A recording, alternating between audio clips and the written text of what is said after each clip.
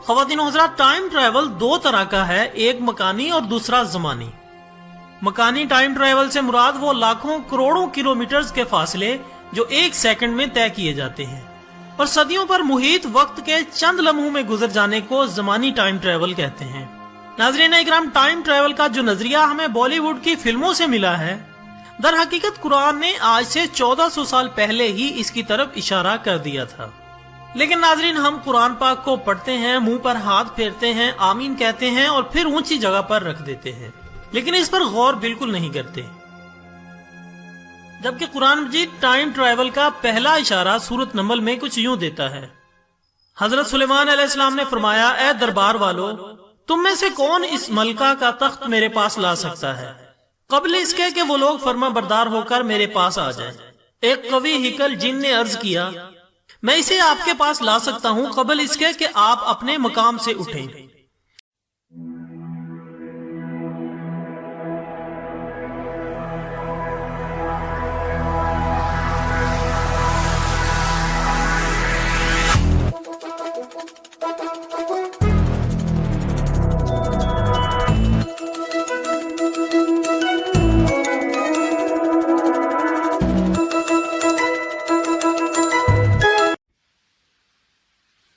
तो जो जिहादी हैं वो यह कह रहे हैं कि उनके कुरान में समय यात्रा या टाइम ट्रैवल का जिक्र किया गया है। इसके लिए वो पहले यह दलील देते हैं कि मोहम्मद ने अल बुराक के ऊपर चढ़कर पूरे ब्रह्मांड का सैर सपाटा किया। खैर, ये तो हो गया कॉस्मिक ट्रैवल या इंटरस्टेलर ट्रैवल या अंतरिक्ष में यात्रा। यह समय यात्रा बिल्कुल नहीं था। उसके बाद वो यह कहते हैं कि कुरान के एक आयत में, सूरा में यह दिया हुआ है कि एक जिन्न ने पलक झपकते ही एक मल्लिका का सिंहासन बादशाह सुलेमान के लिए पेश किया था। यह भी टेलीपोर्टेशन का प्रमाण होगा, ना कि समय यात्रा या टाइम ट्रैवल का। कुरान में समय यात्रा या टाइम ट्रैवल के बारे में सटीक कुछ नहीं लिखा है। खासतौर से उसमें टाइम ट्रैवल से संबंधित Doppler effect, time dilation, time shrinking के बारे में कुछ उल्लेख नहीं किया गया है। यानी कुरान का टाइम ट्रैवल, समय यात्रा के बारे में ज्ञान शून्य था। उसमें अपूर्ण ज्ञान दिया हुआ है टाइम ट्रैवल के बारे में। लेकिन हमारे हिंदू शास्त्रों में टाइम ट्रैवल के बारे में कई बार जिक्र किया गया है, जैसे काकभूषुंडी, कुकुदमी और उसका बेटी रेवती, महासेना, हनुमान, और उसके साथ साथ जिक्र किया गया है टाइम ट्रैवलिंग का मुचकुंद के बारे में भी। लेकिन समय के ना रहते हुए मैं एक ही उदाहरण दूंगा, क्योंकि मैंने इससे पहले एक और वीडियो बनाया था अभिनेता नसरुद्दीन शाह के खिलाफ। उसमें मैंने टाइम ट्रैवल प्रमाणित किया था। उसका लिंक मैं डिस्क्रिप्शन में दे रहा हूं। आज मैं एक और उदाहरण दूंगा, दूसरे ग्रंथ से मैं पढ़ूंगा, विष्णु महापुराण 4.1.65 to 68, 73 to 79, 92, 94। तकरीबन 40 श्लोक मुझे पढ़ने पड़ेंगे। समय नहीं है। प्रमाण मैं आपको दिखा रहा हूं। मेरे पास ओरिजिनल विष्णु महापुराण है। उसके सारे श्लोक को यहां पर मैंने चिन्हित किया हुआ है। अब मैं ये सारे श्लोक, संस्कृत तो मैं पढ़ूंगा नहीं, पढ़ना जानता हूं फिर भी नहीं पढ़ूंगा, समय नहीं है, तो उसका मैं हिंदी अनुवाद ही दूंगा। तो हिंदी अनुवाद इन श्लोकों का कुछ ऐसे है। रेवत का भी रैवत कुकुदमी नामक एक अति धर्मात्मा पुत्र था जो अपने 100 भाइयों में सबसे बड़ा था। उसके रेवती नाम की एक कन्या हुई। महाराज रैवत उसे अपने साथ लेकर ब्रह्मा जी से यह पूछने के लिए कि यह कन्या किस वर के योग्य है, ब्रह्मलोक को ले गए। उस समय ब्रह्मा जी के समीप हाहा और हुहू नामक दो गंधर्व अतिमान नामक दिव्य गान गा रहे थे। वहां गान संबंधी चित्रा, दक्षिणा और धात्री नामक त्रिमार्ग के परिवर्तन के साथ उनका विलक्षण गान सुनते हुए अनेकों युगों के परिवर्तन काल तक ठहरने पर भी रैवत जी को केवल एक मुहूर्त ही बीता सा मालूम हुआ।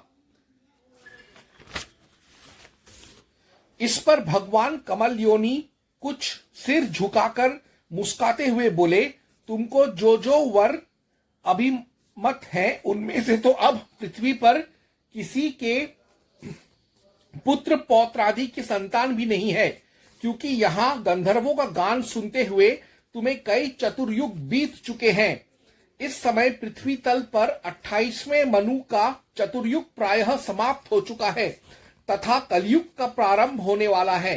अब तुम अपने समान अकेले ही रह गए हो, अतः यह कन्या रत्न किसी और योग्य वर को दो। इतने समय में तुम्हारे पुत्र मित्र कलत्र मंत्रीवर्ग, भृत्यगण, बंधुगण, सेना और कोषादि का भी सर्वथा अभाव हो चुका है। तब तो राजा रैवत ने अत्यंत भयभीत हो भगवान ब्रह्मा जी को पुनः प्रणाम कर पूछा। यानी हम यहां देख रहे हैं कि जब ब्रह्मलोक, पृथ्वीलोक से ब्रह्मलोक पहुंचा रैवत और उसका पुत्री रेवती, तब या उन्होंने कई युग बीत गए, लेकिन उनको ऐसा लग रहा था कि सिर्फ एक ही पल हुआ है, एक ही मिनट हुआ है या कुछ मिनट हुए हैं ब्रह्मलोक में उनका, जबकि पृथ्वी पर कई युग, कई एजेस गुजर चुके थे। यही है टाइम श्रिंकिंग या टाइम डायलेशन या डॉपलर इफेक्ट। यानी हम जब एक ब्रह्मांड से दूसरे ब्रह्मांड पहुंचते हैं, एक लोक से दूसरे लोक पहुंचते हैं, तो हमारे लोक पर जो समय तेजी से गुजर जाता है, लेकिन जब हम यात्रा कर रहे होते हैं दूसरे लोक की तरफ या दूसरे लोक में, दूसरे ब्रह्मांड में पहुंचते हैं, तो वहां पर हमको ऐसा प्रतीत होता है कि यहां उस लोक में तो हम सिर्फ कुछ क्षण के लिए गए थे, पहुंचे थे, कुछ क्षण के लिए हम उपस्थित थे, बल्कि पृथ्वी पर जमाना गुजर चुका होता है। इसी को ही इस्लामी लोग जबरदस्ती कह रहे हैं जमानी समय यात्रा, बल्कि ऐसा जमानी समय यात्रा उनके ग्रंथों में नहीं है, हमारे शास्त्रों में है। आगे पढ़ते हैं। हे नरेंद्र, तुम यह कन्या उन माया मानव श्री बलदेव जी को पत्नी रूप से दो। ये बलदेव जी संसार में अति प्रशंसनीय हैं और तुम्हारी कन्या भी स्त्रियों में रत्न स्वरूपा है, अतः इनका योग सर्वथा उपयुक्त है। श्री पराशर जी बोले, भगवान ब्रह्मा जी के ऐसा कहने पर प्रजापति रैवत पृथ्वी तल पर वापस आए तो देखा कि सभी मनुष्य छोटे छोटे, कुरूप, अल्प तेजोमय, अल्प वीर्य तथा विवेकहीन हो गए हैं।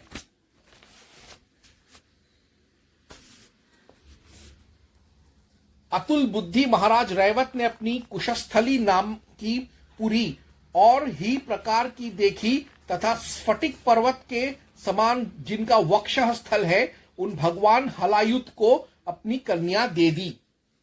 तो हम यहां देख रहे हैं कि सतयुग में रहने वाले महर्षि रैवत, राजर्षि रैवत जो है, कुकुद्वीप जो है, वह कलयुग में पहुंच जाते हैं और अपनी पुत्री का विवाह बलराम से करते हैं। तो यह एक प्रत्यक्ष प्रमाण है श्री विष्णु पुराण से, जहां पर time travel, time dilation, Doppler effect के साथ समय यात्रा का वर्णन है। ओम हनुमते नमः।